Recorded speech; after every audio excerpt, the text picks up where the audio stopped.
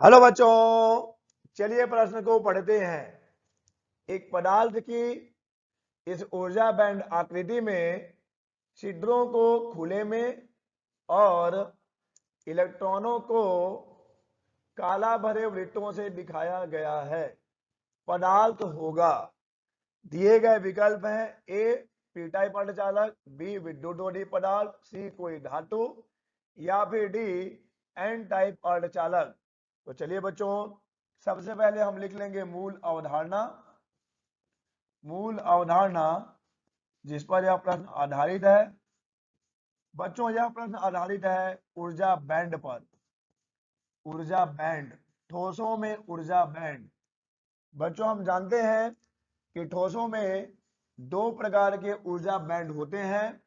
एक जिन्हें कहा जाता है संयोजकता बैंड और एक जिन्हें कहा जाता है चालन बैंड। तो बच्चों, ये है संयोजकता बैंड, संयोजकता बैंड, और ये है चालन बैंड, चालन बैंड, संयोजकता बैंड।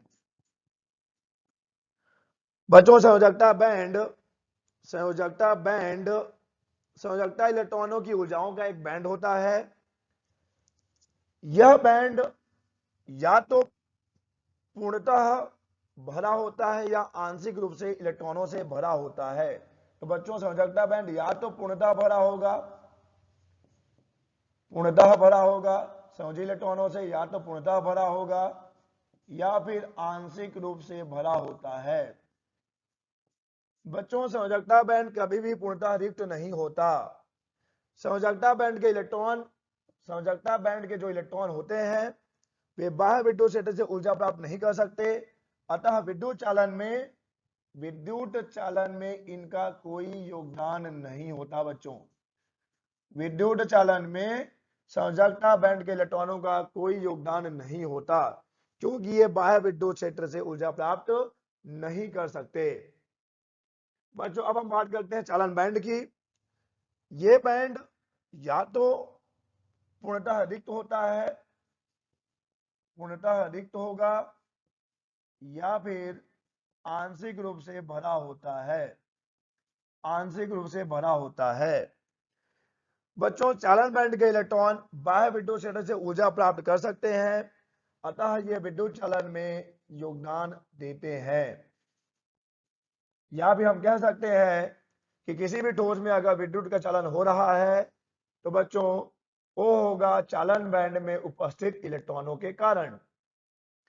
बच्चों, अब यहां पर एक देखने वाली बात है कि चालन बैंड और संयोजकता बैंड के बीच एक अंतराल है, एक अंतर है। इसे ही हम कहते हैं वर्जित ऊर्जा अंतराल, ईजी, वर्जित ऊर्जा अंतराल, ऊर्जा अंतराल, ऊर्जा अंतराल। ये यहां पर इसे हम मिटा देंगे तो हमें स्पष्ट दिखेगा। ऊर्जा अंतराल, ये है बच्चों ऊर्जा अंतराल। संयोजकता बैंड और चालन बैंड के बीच ऊर्जा का जो अंतर है उसे ही हम कहते हैं ऊर्जा अंतराल। बच्चों, यहां पर एक चीज हमें और ध्यान देना है कि संयोजकता बैंड के इलेक्ट्रॉनों को चालन बैंड में कूदने के लिए या फिर आने के लिए ये जो ईजी है, जो ऊर्जा अंतराल है, इतने की आवश्यकता होती है। तो बच्चों, अगर मान लीजिए किसी पदार्थ के चालन बैंड में इलेक्ट्रॉन नहीं है, यानी कि वो पूर्णतः रिक्त है, अगर उसको बाहर से ऊर्जा दी जाए, कितनी ऊर्जा दी जाए, कम से कम उसके ऊर्जा अंतराल के बराबर ऊर्जा दी जाए, तो संयोजकता बैंड के इलेक्ट्रॉन कूद कर चालन बैंड में आ सकते हैं, फिर वहां से विद्युत का चालन संभव होगा। तो बच्चों, यहां पर जो ऊर्जा अंतराल है ईजी, ये हो जाएगा चालन बैंड की ऊर्जा माइनस संयोजकता बैंड की ऊर्जा। तो चलिए बच्चों, अब इस मूल अवधारणा के हिसाब पर हम पदार्थों का थोड़ा सा वर्गीकरण करेंगे और हम देखेंगे कि इसमें से कौन सा विकल्प सही होगा। बच्चों, यहां पर जो ऊर्जा बैंड दिया गया है, ये ऊर्जा बैंड है बच्चों चालक के लिए, क्योंकि चालकों में ऊर्जा अंतराल या तो शून्य होता है या तो बहुत ही कम होता है, जिससे कि संयोजकता बैंड के इलेक्ट्रॉनों को चालन बैंड में आने के लिए बहुत कम ऊर्जा की आवश्यकता होती है। इसीलिए चालक जो है विद्युत के अच्छे चालक होते हैं। लेकिन बच्चों अगर हम बात करें विद्युत रोधी पदार्थों की, तो बच्चों विद्युत रोधी पदार्थों में जो ऊर्जा अंतराल है वो बहुत ज्यादा होता है। यहाँ पर Eg जो है बच्चों 3 वोल्ट से ज्यादा होता है, जिससे कि संयोजकता बैंड के इलेक्ट्रॉनों को चालन बैंड में आने के लिए बहुत ज्यादा ऊर्जा की आवश्यकता होती है, जो कि हम दे नहीं पाते या संभव नहीं है उतनी ऊर्जा देना। इसीलिए विद्युत रोधी पदार्थ क्या होंगे बच्चे, विद्युत के चालक नहीं होते हैं। बच्चों अब आते हैं चालक और विद्युत रोधी के बीच। ये जो पदार्थ है ये अर्धचालक होते हैं। इनके लिए जो ऊर्जा अंतराल होता है बच्चों वो 3 वोल्ट से कम होता है। अर्थात सामान्य ताप पर या कम ताप पर जब इनके चालन बैंड में इलेक्ट्रॉन नहीं होते हैं तब तो ये विद्युत रोधी के भांति व्यवहार करेंगे, विद्युत रोधी की भांति व्यवहार करेंगे। लेकिन जब हम ताप बढ़ाएंगे या कुछ अशुद्धियां मिलाएंगे जिससे कि संयोजकता बैंड के इलेक्ट्रॉन क्या करें, कूद का चालन बैंड में आ जाए, और यहाँ पर संयोजकता बैंड के इलेक्ट्रॉनों को चालन बैंड में लाना आसान है क्योंकि ऊर्जा अंतराल का मान बहुत कम होता है। मतलब चालक से ज्यादा होगा लेकिन विद्युत रोधी से बहुत कम होता है। जैसे कि ये जो अर्धचालक है कम ताप पर विद्युत रोधी की भांति व्यवहार करेंगे और अधिक ताप पर चालक की भांति व्यवहार करते हैं। बच्चों अब हम जानते हैं कि अर्धचालक भी मुख्यतः 2 प्रकार के होते हैं। एक जिन्हें कहा जाता है नैज अर्धचालक या भी कहा जाता है शुद्ध अर्धचालक। बच्चों शुद्ध अर्धचालकों में 0 केल्विन ताप पर चालन बैंड में एक भी इलेक्ट्रॉन उपस्थित नहीं रहते हैं, क्योंकि हम जानते हैं कि 0 केल्विन ताप पर एक जो परमाणु होता है, जैसे कि हम सिलिकॉन की बात करें या जर्मेनियम की बात करें, एक सिलिकॉन परमाणु अपने चारों ओर के 4 सिलिकॉन परमाणुओं से एक एक इलेक्ट्रॉन की साझेदारी करके एक स्थायित्व प्राप्त कर लेता है, जिससे यहाँ पर एक भी मुक्त इलेक्ट्रॉन नहीं होते हैं। अतः यह कैसा व्यवहार करेगा बच्चों, यह विद्युत रोधी की भांति व्यवहार करता है। लेकिन बच्चों कमरे के ताप पर क्या होगा, कुछ सहसंयोजी बंध टूट जाते हैं उष्मीय प्रक्षोभ के कारण। उष्मीय प्रक्षोभ के कारण कुछ सहसंयोजी बंध टूटते हैं और उस उष्मीय ऊर्जा के कारण ये जो बंध टूटते हैं जिससे कि मुक्त इलेक्ट्रॉन होते हैं वे चले जाते हैं चालन बैंड में, और जब बच्चों इलेक्ट्रॉन अपना जगह छोड़ते हैं तो वहां बनता है एक रिक्त स्थान, और उसी रिक्त स्थान को हम कहते हैं या फिर हम जानते हैं होल के नाम से। बच्चों होल के नाम से। तो बच्चों अगर हम शुद्ध अर्धचालक की बात करें तो शुद्ध अर्धचालक में चालन बैंड में जितने इलेक्ट्रॉन होंगे संयोजकता बैंड में उतने ही होल भी होते हैं, क्योंकि जितने सहसंयोजक बंध टूटेंगे उससे उतने ही नंबर ऑफ इलेक्ट्रॉन बनेंगे और उतने ही होल बनेंगे। चलिए बच्चों अब हम आते हैं अशुद्ध अर्धचालक में। बच्चों जब शुद्ध अर्धचालक में पंच संयोजी तत्वों की अशुद्धि मिलाई जाती है तब बनता है एन प्रकार का अर्धचालक।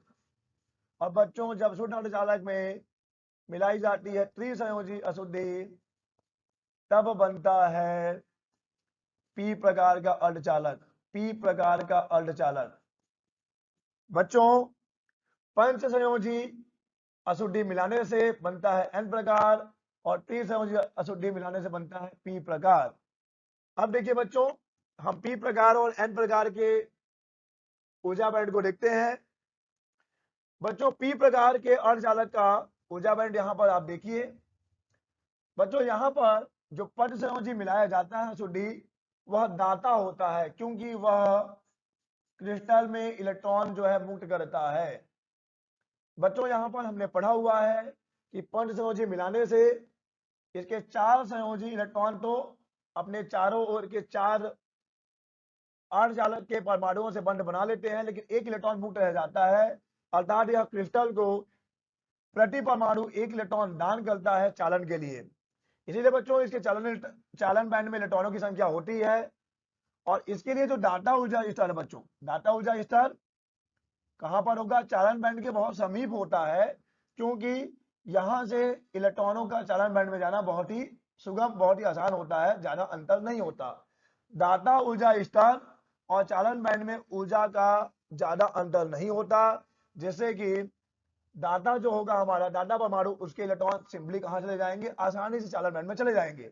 लेकिन बच्चों पहले जो उसमें विक्षोभ के कारण जो सहसंयोजक बंध टूट रहे थे, जिससे कि कुछ होल बन रहे थे, वो होल तो संयोजकता बैंड में रहेंगे, लेकिन इलेक्ट्रॉन कहां पे आ जाएंगे? चालन बैंड में आ जाएंगे। इसीलिए बच्चों आप देखेंगे कि एन प्रकार के अर्धचालक में चालन बैंड में इलेक्ट्रॉनों की संख्या बहुत ज्यादा है और संयोजकता बैंड में होलों की संख्या बहुत ही कम है। अब बच्चों हम बात करते हैं पी प्रकार के अर्धचालक की। बच्चों पी प्रकार के अर्धचालक में जब त्रिसंयोजी अशुद्धि मिलाई जाती है, तो वहां पर सहसंयोजी बंध बनाने के लिए एक इलेक्ट्रॉन की कमी रह जाती है बच्चों, एक इलेक्ट्रॉन की कमी रह जाती है। अर्थात त्रिसंयोजी जो अशुद्धि होती है वह ग्राही होती है, क्योंकि वो क्या करता है? आसपास के, इसे हम ग्राही अशुद्धि कहते हैं, क्योंकि वह आसपास के सहसंयोजक बंध को तोड़कर इलेक्ट्रॉन ग्रहण करने की कोशिश करता है। और जब बच्चों सहसंयोजक बंध टूटेगा तो वहां से बनेंगे होल।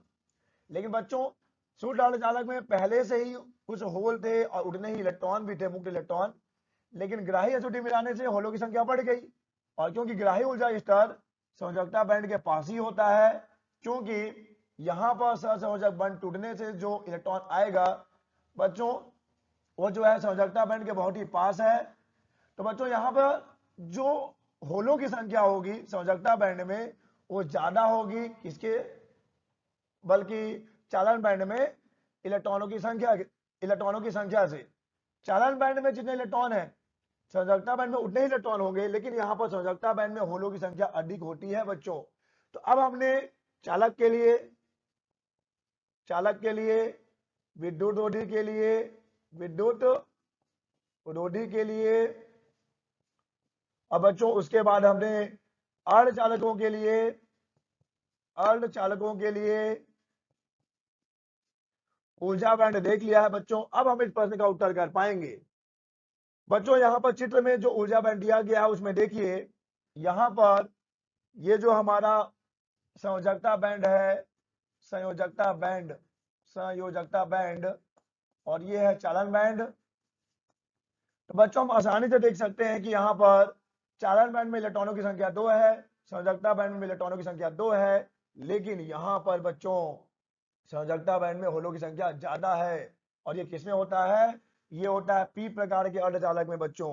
अतः दिया गया जो ऊर्जा बैंड है ये होगा पी प्रकार के अर्धचालक का।